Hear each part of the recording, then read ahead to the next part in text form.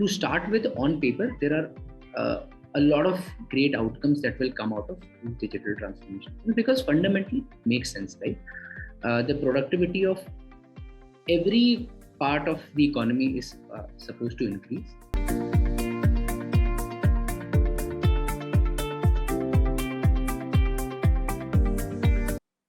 Today, with the push of the pandemic, more companies are adopting digital transformation in their workplaces. However, majority of them fail to generate value from their digital transformation.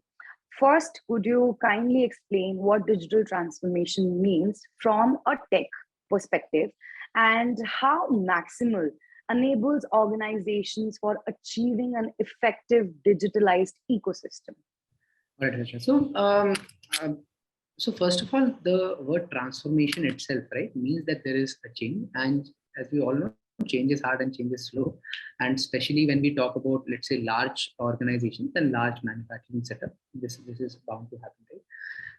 And the a lot of times the reasons for whenever let's say there's a charter for a digital transformation project, right? Even before we started Maximum, my job in my previous organization was to make digital transformation initiatives successful, right? And what we've seen is that to start with, on paper, there are a lot of great outcomes that will come out of digital transformation, because fundamentally it makes sense, right? The productivity of every part of the economy is supposed to increase, and tech is the way to do it at scale. It is absolutely a no-brainer that digital transformation is going to bring in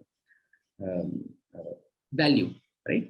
Now the question is, what is the ROI and how fast can it get generated, right? That's where I think a lot of these things come in, and there are both technology as well as human-related reasons why some of these things fail, right? Technology, those are actually very clear. How agile it is to really model the real work that is happening today. Those sort of reasons, right? How fast can you get it implemented? How fast can you get it configured and ready for a particular customer? And the second part of it is how well people are adopting it, right? So that's the case. We think that so for us, right? We have looked at the ecosystem of B2B enterprise software, as well as, like, even if you look at the B2C piece as well, and there are, over time, products, any sort of technology company, they're becoming more and more product driven rather than sales driven, right?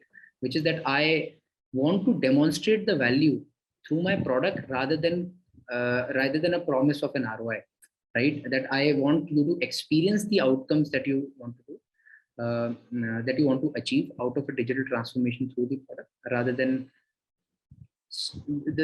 let's say having an Excel sheet which talks about what are going to be the outcomes from it, right?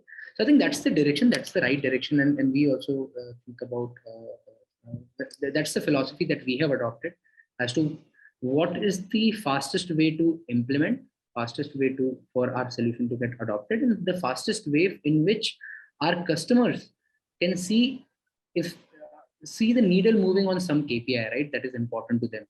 And a lot of times that is actually the biggest issue, that buy-in does not get generated because the promise of ROI is so far out into the future that people, there is a lot of debate that happens, that what is the point in this? Is the effort that we have to put for this change management worth the outcomes that would be there? And in that, I think, vicious cycle is where a lot of the bulk of digital transformation projects they suffer from.